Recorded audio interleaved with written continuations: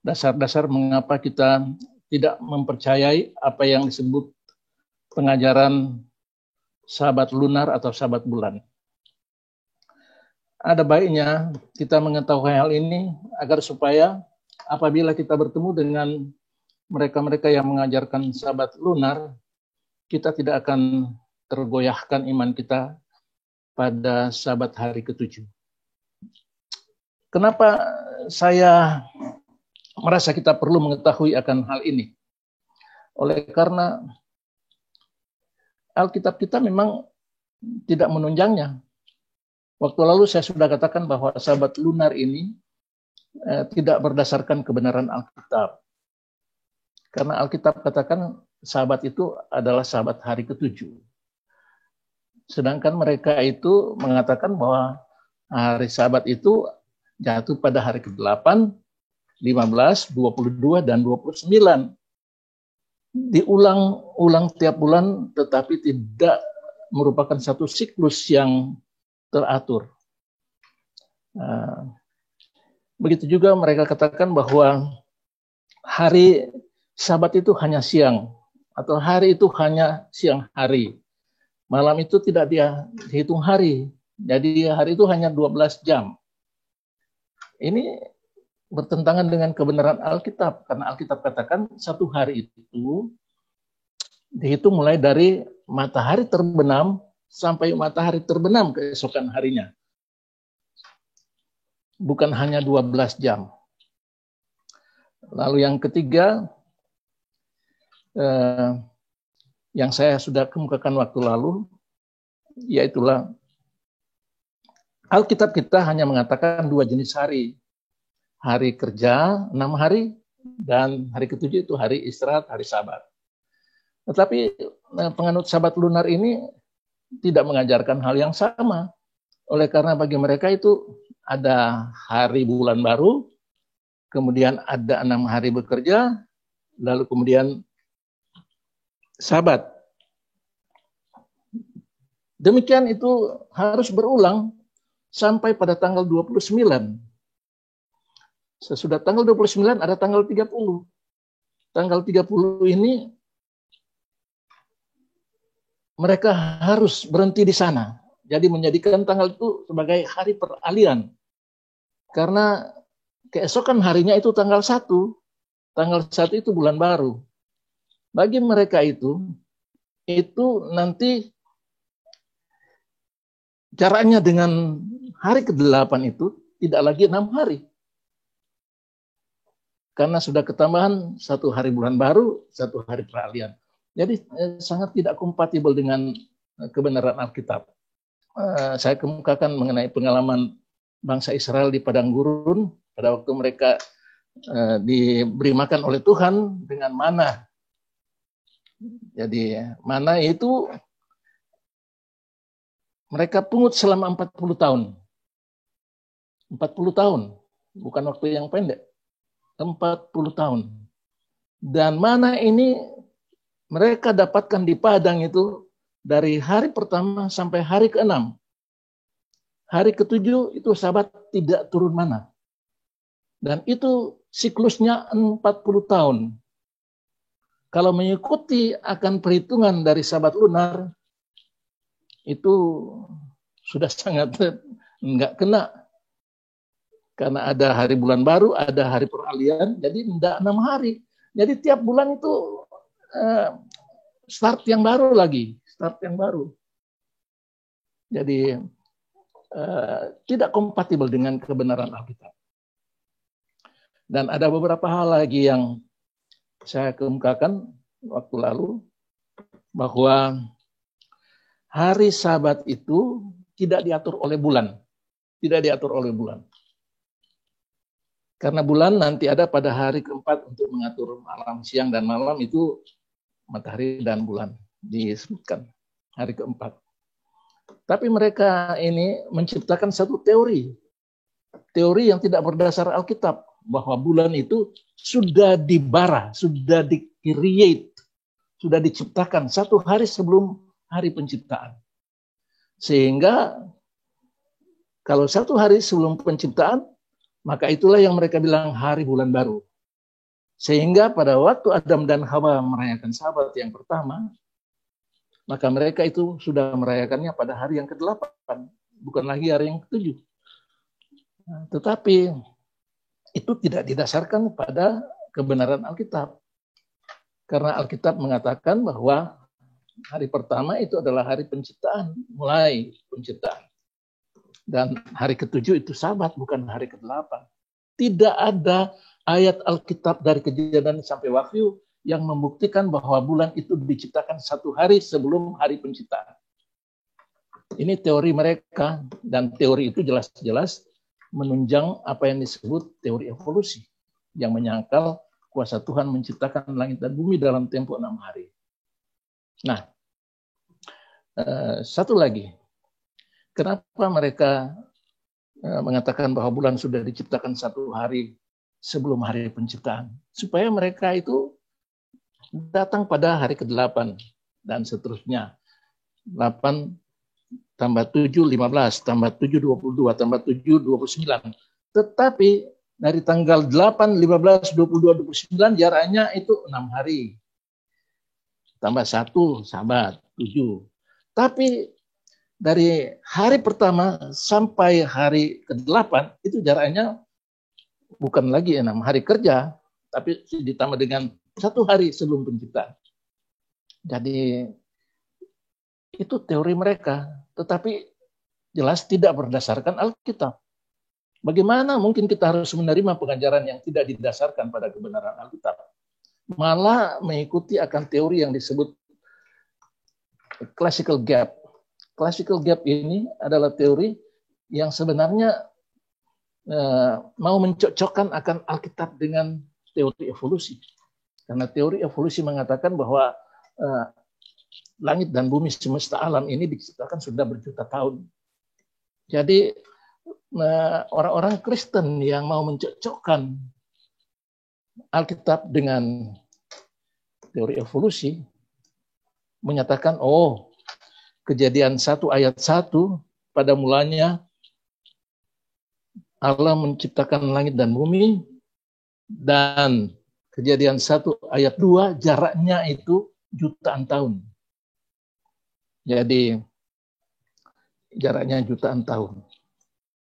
Nah, itu yang mereka jadikan dasar. Satu classical gap, ada juga yang soft gap. Bahwa dunia ini memang Kejadian 1 ayat 1 dan 2 mereka bilang sudah jutaan tahun diciptakan. Nanti ayat 3 waktu Tuhan berfirman jadilah terang, nah Tuhan mulai merekonstruksi akan bumi ini. Karena sudah rusak. Nah, ini tidak diajarkan Alkitab, tapi itu diajarkan dalam teori yang non-Alkitabiah. Bagaimana itu teori itu terjadi yang gap theories ini? Gap theories ini mengatakan bahwa semesta alam itu termasuk bumi, Tuhan sudah ciptakan jutaan tahun yang lalu. Dan penguasa bumi ini namanya Lucifer. Tetapi kemudian Lucifer memberontak sehingga bumi yang dia kuasai ini harus dimusnahkan oleh Tuhan. Sehingga itu menjadi tidak berbentuk. Jadi tandus pokoknya dibongkar balik oleh karena pemberontakan Lucifer. Ini semua terjadi karena pemberontakan Lucifer sehingga Tuhan membawakan ke bumi ini apa yang disebut air bah Lucifer atau Lucifer flood yang sangat berbeda dengan air bah di zaman Nuh. Jadi air bah zaman Lucifer ini itu terjadi sehingga bumi ini menjadi tidak berbentuk dan tidak berpenghuni karena pemberontakan Lucifer. Jadi sesudah itu maka baru Tuhan berfirman jadilah terang sesudah jutaan tahun. Jadi itu yang dijadikan dasar oleh orang-orang Kristen yang mau mencocokkan Alkitab yang menyatakan hari pertama Tuhan menciptakan terang dan seterusnya sampai hari Sabat. Tapi karena teori evolusi bilang, wah jutaan tahun sudah ini umur bumi ini. Jadi supaya bisa cocok, orang menciptakan teori yang seperti yang saya katakan tadi, itu gap theories. Nah, jadi ini bukan pelajaran Alkitab, bukan kebenaran Alkitab. Nah, gereja kita tidak mendasarkan pengajaran kita pada kebenaran yang tidak berdasar pada Alkitab. Yang kita terima sebagai kebenaran adalah pengajaran yang didasarkan sepenuhnya pada Alkitab. Nah, oleh sebab itulah teori Sabat lunar itu kita tidak bisa terima. Kan nanti sebentar ada tanya jawab, saya akan menjawab pertanyaan-pertanyaan. Tapi izinkan saya mau share screen dulu apa yang ada, yang boleh kita lihat di layar, supaya kita boleh melihat beberapa fakta yang saya mau kemukakan, di mana pengajaran Sabat lunar itu tidak cocok dan tidak berdasarkan Alkitab. Kita coba lihat di sini beberapa, maaf ya, saya salah. Kalau bisa dilihat di layar, mudah-mudahan bisa dilihat di layar. Saya hanya mau tunjukkan gambar saja. Ini adalah catatan Alkitab mengenai waktu Bani Israel keluar dari Mesir. Alkitab mengatakan bahwa mereka berangkat sesudah makan Paskah. Nah, Paskah itu tanggal 14 bulan Nisan. Tanggal 15 itu dimulai itu hari raya roti tak beragi yang 7 hari lamanya. Tanggal 16 itu adalah hari raya hulu hasil atau gandum ditimang-timang. Nah, kenapa ini penting? Ini pengajaran mereka sangat bertentangan dengan Alkitab. Alkitab mengatakan bahwa Bani Israel keluar dari Mesir pada tanggal 15 bulan Nisan. Setelah mereka selesai makan Paskah. Dengan kesiapan penuh untuk melakukan perjalanan. Jadi ini adalah malam sesudah tanggal 14. Jadi sesudah Paskah. Jadi tanggal 15 bukanlah hari Sabat karena hari itu mulai dari matahari terbenam. Yesus yang telah memimpin Bani Israel keluar dari Mesir adalah Yesus yang sama yang mengajarkan untuk tidak melarikan diri pada hari Sabat. Itu dalam Matius 24 ayat 20.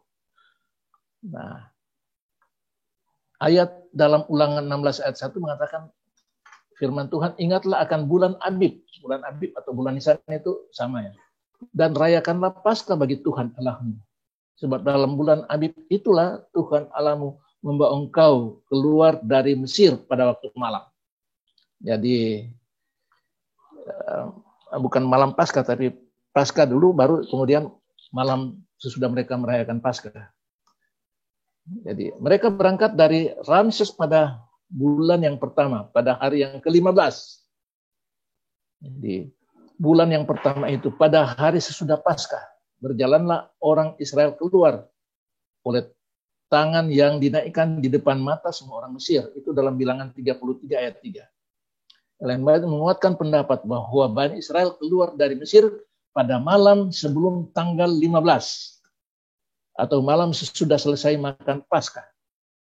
Pendapat Roh Nubuat ini jelas tidak memihak penafsiran pengajar Sabat lunar yang mengajarkan bahwa Bani Israel meninggalkan Mesir sesudah Sabat tanggal 15 Abib atau Nisan. Jadi ini bertentangan dengan Alkitab dan bertentangan dengan Roh Nubuat. Jadi saudara-saudara, ini data yang pertama yang malam ini saya kemukakan. Bahwa pengajaran mereka itu tidak kompatibel dengan kebenaran Alkitab. Alkitab mengajarkan bangsa Israel keluar tanggal 14 sesudah makan Paskah malam.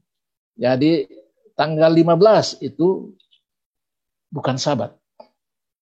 Karena mereka melakukan perjalanan. Sedangkan Yesus sendiri bilang jangan melarikan diri pada hari Sabat. Jadi mereka tafsirkan bahwa mereka keluar sesudah tanggal 15. Jadi di sini bukan sebelum tanggal 15. Padahal hari itu mulai dari matahari terbenam sampai matahari terbenam. Jadi mereka katakan ya Sabat itu berakhir matahari terbenam, jadi mereka berangkat sesudah tanggal 15. Padahal kalau ayat Alkitab ditafsirkan dengan sebaiknya mereka berangkat sesudah makan Paskah. Dengan kata lain, tanggal 15 itu bukan jatuh pada hari Sabat waktu itu. Oke, kita coba lihat tentang pengalaman mana. Bangsa Israel itu diberi Tuhan makanan dari surga, mana. Dan mereka itu pada waktu tiba di padang gurun Sin pada tanggal 15, jadi bukan tanggal 14. Jadi tanggal 15 bukan Sabat. Menurut pengajar Sabat lunar, Allah mulai memberikan mana kepada bangsa Israel tanggal 16. Padahal Alkitab menyatakan bahwa Tuhan memberikan mana kepada Bani Israel pada waktu malam. Atau dalam bahasa Inggris before sunrise. Jadi atau sebelum matahari terbit, itu mana itu. Jadi sangat berbeda dengan penjelasan mereka. Dengan mengatakan, ini Sabat lunar mengatakan bahwa Allah mulai memberikan mana pada tanggal 16, berarti secara tidak langsung pengajar lunar Sabat mengakui bahwa perhitungan hari adalah dari matahari terbenam sampai matahari terbenam. Nah, ini mereka ini tidak punya pendirian. Keesokan harinya, jadi mereka mengajarkan bahwa perhitungan hari dimulaikan sejak matahari terbit. Tidak konsisten. Jadi mereka ini tidak konsisten dengan apa yang mereka ajarkan. Mereka ajarkan hari itu mulai waktu matahari terbit. Nah, sedangkan dalam pengalaman ini, mereka katakan bahwa perhitungan itu mulai dari matahari terbenam sampai matahari terbenam waktu mendapatkan mana. Jadi malam sebelum Tuhan mengaruniakan mana kepada Bani Israel, Ia telah memberikan kepada mereka burung puyuh. Burung puyuh itu pada petang hari, lalu hampir siang itu mana, itu before sunrise ya. Ayat di atas jelas menghancurkan penafsiran para pengajar Sabat lunar. Karena kalau Tuhan mengirim burung puyuh pada malam menjelang tanggal 16, berarti Ia mengirimkan pada tanggal 15. Itu Sabat bagi perhitungan mereka. Sesuai perhitungan penganut Sabat lunar. Maka berarti tanggal 15 itu bukan hari Sabat. Memang jelas Alkitab tidak menunjang penafsiran Sabat lunar. Ada beberapa hal yang sama seperti waktu mereka tiba di Sinai juga itu sama itu perhitungan. Jadi yang satu ini yang agak lain, yang menunjukkan bahwa pengajaran mereka itu tidak dapat dibenarkan Alkitab. Menurut Alkitab ini yang dicatat dalam kitab Imamat ya, kitab Imamat pasal 23 ayat 9 sampai 16. Bangsa Israel merayakan Paskah tanggal 14, tanggal 15 sampai 21 mereka merayakan hari raya roti tak beragi 7 hari. Sesudah mereka membuka dengan hari raya roti tak beragi tanggal 15, tanggal 16 mereka merayakan hari raya hulu hasil atau gandum ditimang-timang. Dan firman Tuhan katakan dari tanggal 16 mereka harus hitung 50 hari. Ya, mereka harus hitung 50 hari. Jadi keesokan harinya dari 7 minggu. Jadi 49 tambah 1, 50. Di tanggal hari yang ke-50 mereka akan merayakan hari raya Pentakosta. Hari ke-50. Nah, kalau kita memakai perhitungan penganut Sabat lunar, tidak akan pernah selamanya mendapatkan 50 hari itu. Akan dapat 53 hari atau yang lain. Jadi jaraknya bukan 50 hari. Tapi kalau kita mengikuti perhitungan sekarang yang kita pakai, itu kita dapat 50 hari. Hari Pentakosta itu jatuh pada hari yang ke-50, tanggal 6 bulan yang ketiga. Ya. Jadi perhitungan mereka itu tidak dapat dibenarkan oleh Alkitab.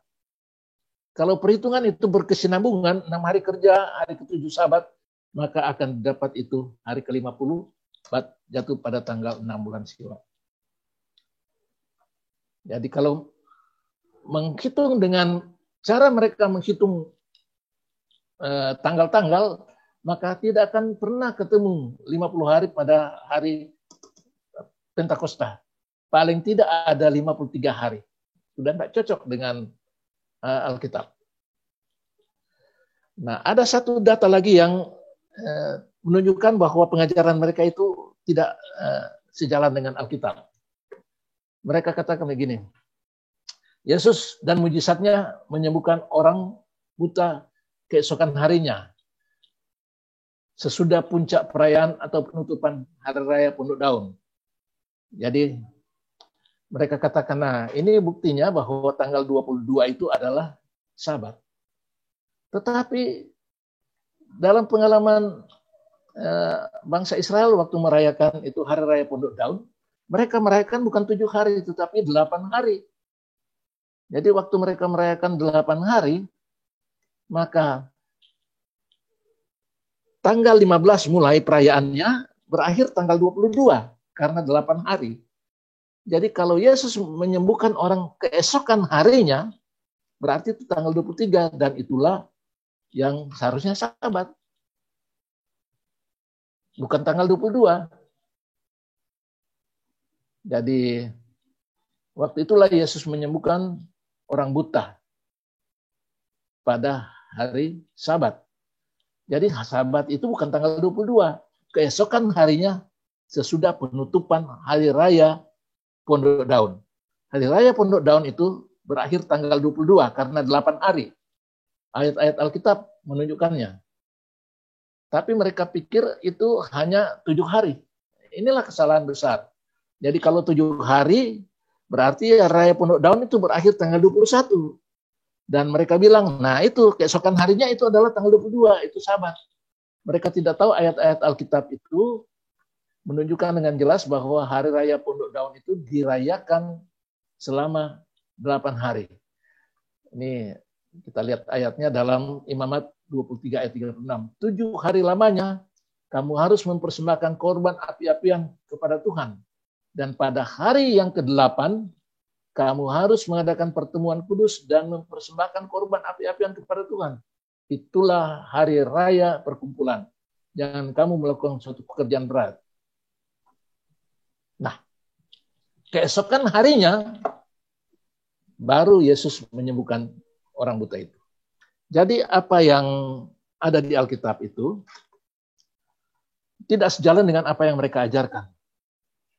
Pertama, mereka ajarkan bahwa hari itu mulai pada waktu matahari terbit itu tidak pada matahari terbit. Oke. Dan tanggal-tanggal yang dipakai di Alkitab untuk menghitung seperti yang saya tunjukkan tadi itu tidak kena. Jadi tanggal 15 mereka bilang itu Sabat, tanggal 22 itu data Alkitab tidak menunjukkan seperti itu.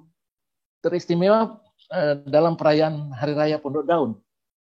Mereka bilang tanggal 22 itu Sabat. Tapi Yesus menyembuhkan orang buta itu 1 hari sesudah selesai perayaan Hari Raya Pondok Daun. Berarti kalau Hari Raya Pondok Daun berakhir tanggal 22, maka keesokan harinya dari tanggal 22 itu tanggal 23. Dan hari itulah Yesus menyembuhkan orang buta itu. Dan itu adalah terjadi pada hari Sabat. Jadi Sabat waktu itu bukan tanggal 22, tapi keesokan harinya.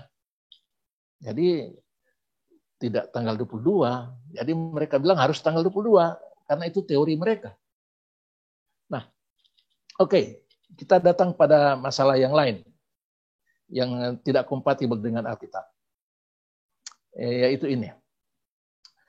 Mereka katakan bahwa hari Sabat itu tanggal 8, 15, 22 dan 29. Oke. Itu adalah tanggal-tanggal di mana orang Israel merayakan hari raya 1 tahun 1 kali pada tanggal-tanggal itu. Bukan 1 minggu 1 kali. Jadi pada waktu mereka merayakan hari raya Paskah tanggal 14, hari raya Roti Tak Beragi tanggal 15 sampai tanggal 21, hari raya Hulu Hasil tanggal 16 bulan pertama, bulan 1 itu. Kemudian hari raya Pentakosta pada tanggal 6 bulan Siwan. sesudah 50 hari. Ini adalah semua hari raya Moedim, Moed, yang dirayakan oleh orang Israel di awal tahun. Dan di akhir tahun mereka juga punya hari raya. Tanggal 1 bulan ke-7, bulan Tisri, itu adalah hari raya meniup serunai. Lalu tanggal 10 itu adalah hari berpuasa, hari Grafirat atau hari pendamaian. Lalu tanggal 15 sampai tanggal 22 itu adalah hari raya yang diakhiri dengan hari perkumpulan besar. Itu pada tanggal 15 sampai 22 itu hari raya Pondok Daun. Ini semua hari raya yang dirayakan 1 tahun 1 kali. Tetapi Tuhan mengatakan belum termasuk Sabat hari ke-7, belum termasuk Sabat Tuhan.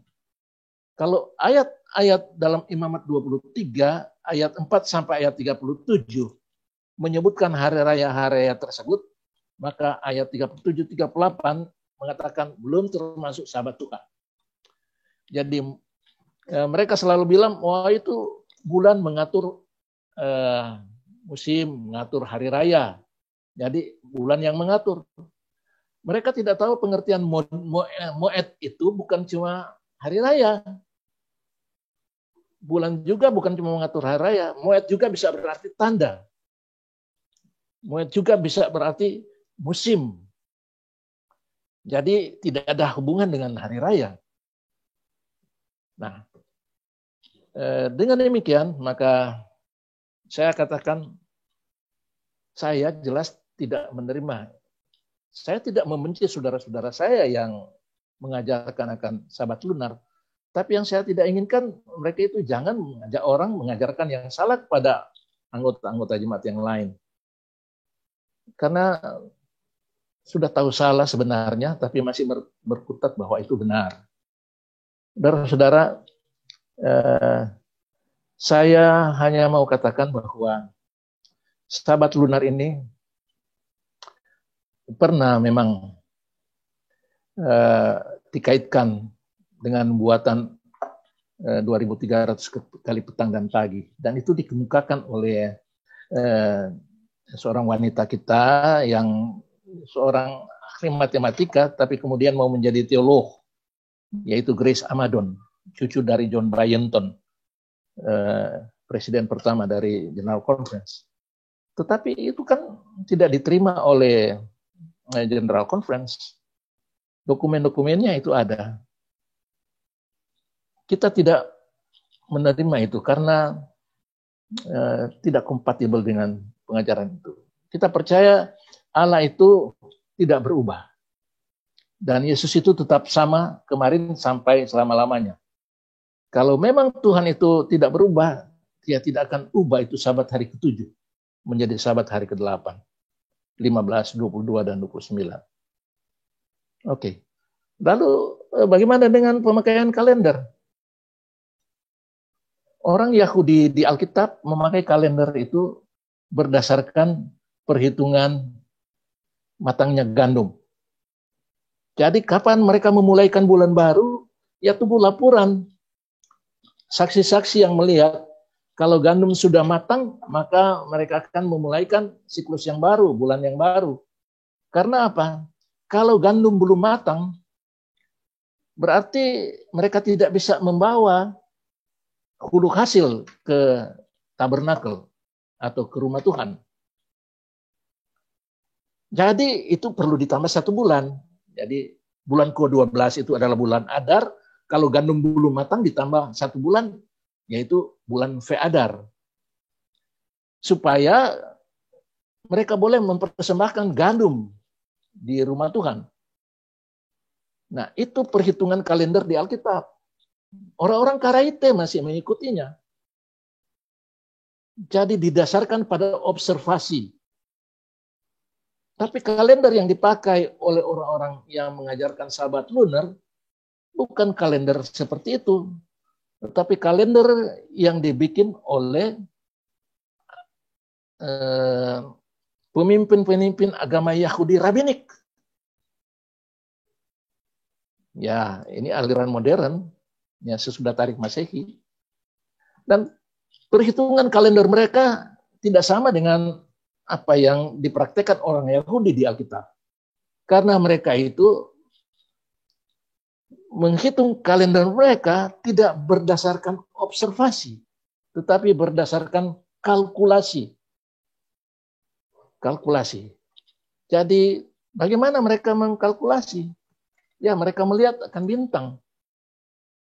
Jadi kalau bintang itu menunjukkan ya apa yang mereka inginkan, apa yang mereka hitung, maka mereka akan mulaikan itu bulan baru.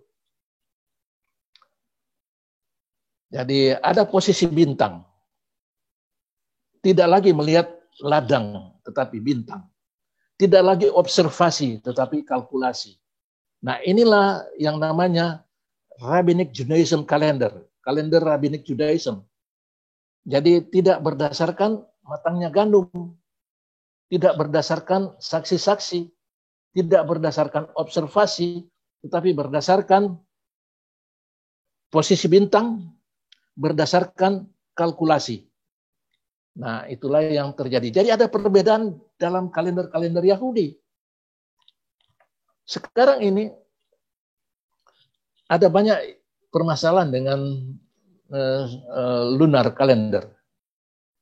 Menghitung ke belakang itu ada kesulitan juga.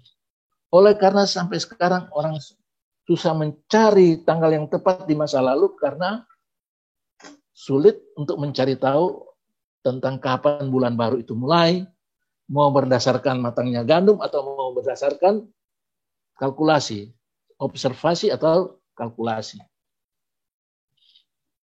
Orang mau cari tahu kapan itu terjadi apa yang disebut gerhana. Nah, itu ada kaitannya dengan kegelapan pada waktu Yesus disalibkan. Tapi orang menentukan bulan baru juga punya kesulitan. Sehingga kapan Yesus disalibkan juga orang masih ada kesulitan. Sehingga orang berusaha mau cari tahu, mau coba menghitung. Saya tidak tertarik untuk menghitung seperti itu. Sama seperti tanggal kelahiran Yesus. Siapa yang tahu itu tanggal kelahiran Yesus sampai sekarang? Tidak ada yang tahu.